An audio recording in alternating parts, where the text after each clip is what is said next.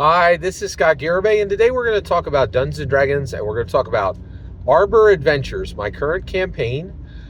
We use Dungeons and Dragons lore. We all use all Dungeons and Dragons species, Dungeons and Dragons, all Dungeons and Dragons canon, but we use the Crown and Skull rules from Runehammer Games. Okay.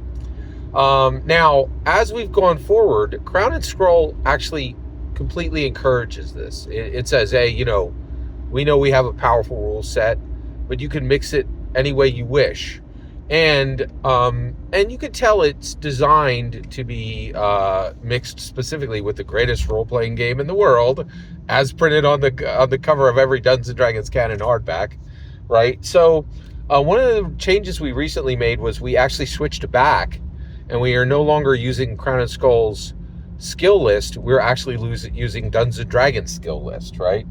But we do, but we're using the Crown and Skull rules.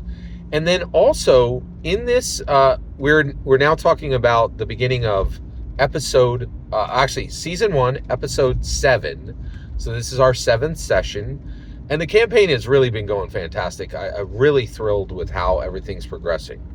So, but what's really interesting is, in this session, I introduced a villain party, a party of adventurers who are all villains.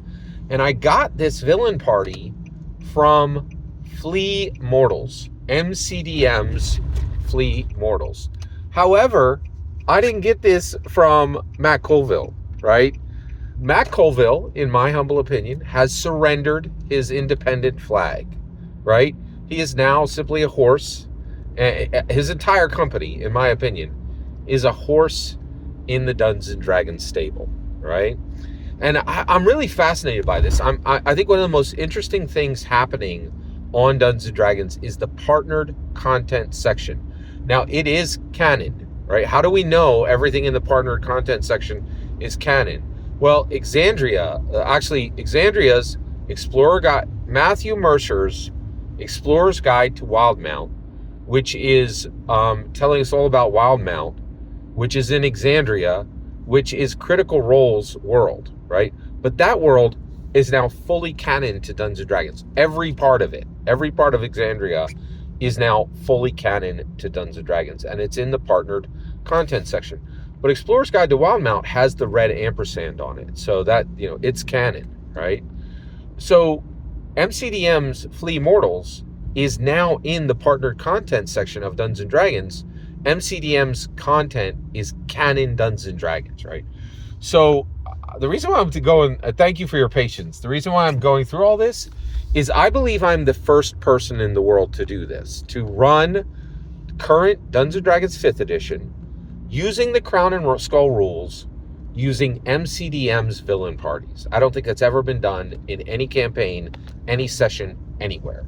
And I don't think you will find any videos on YouTube talking about any campaign even close to that signature model, right?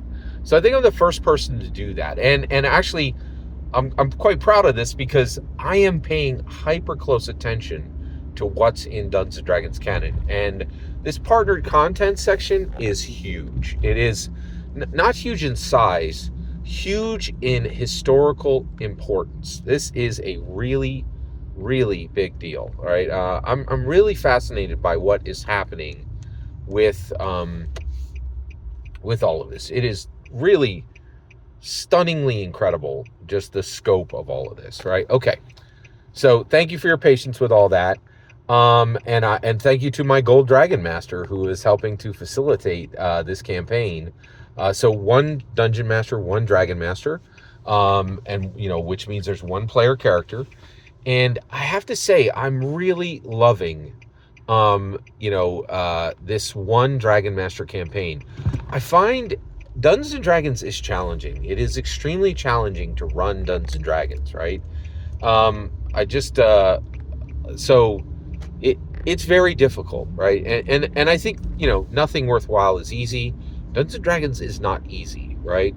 And so I love this. I'm really loving this one Dungeon Master, one Dragon Master. And I really want to encourage you to consider one one player games, one Dragon Master games. And the reason why is they're the scheduling becomes infinitely easier, and you could put so much focus on a single character that I really think you can actually hit the depth of character, what Gary was pointing us toward 50 years ago, right? You could accomplish it. And also I want to encourage people, like, I think a lot of people are like, oh, just one player, what's that look like? It looks like awesome. That I can tell you that right now. And also I really want to encourage you too, because I'm a huge movie fan, and Grace Randolph is also a movie fan. She's my favorite reviewer in the world.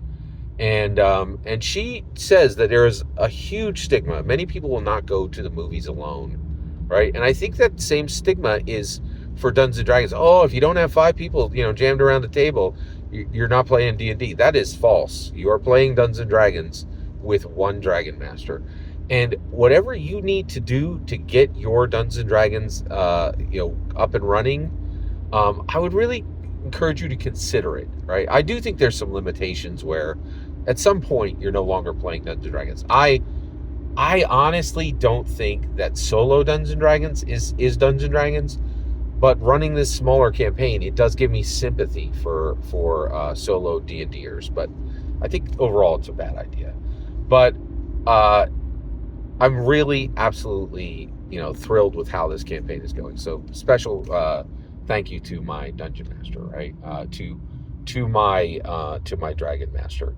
And actually, so this video was simply about the shape of the game. I didn't even touch one aspect of all I talked about was just this one villain party I used in session 7 from Flea Mortals. But I did want to just take a minute to just kind of talk to you about the structure of the game. And I think that's appropriate, especially for my channel, right? Like, we are really about, cutting edge Dungeons and Dragons, and also, Dungeons and Dragons innovation. And so I truly, I'm very proud. I'm very excited. I think I'm the first person ever to use every single piece of, there's only Dungeons and Dragons lore in this, right? Then there's only Crown and Skull. Then there's Crown and Skull rules in this. And then I think it's the first time anyone has taken that specific signature and then used the brand new D&D partnered content, specifically MCDM's content. So, like, I think the signature on the profile, the silhouette on this campaign is unmatched. It's completely unique. I don't think anybody else in the world has done it. Now, I will tell you this, I highly recommend it. It is really fascinating. So that is the scope of this video. I didn't even talk about, the story. I just talked about the shape of the campaign itself. And I know this is incredibly inside baseball. So I really appreciate your patience. Thank you very much for letting me share my information about my Arbor adventures with you. I'm absolutely having a blast with this campaign. Thanks for letting me share it with you. Every single word you just heard is my humble opinion on Arbor Adventures. The important part's where I hear your humble opinion. When you get in the comments below, then send your traffic. Please consider liking and subscribing, and have a fetch millennium.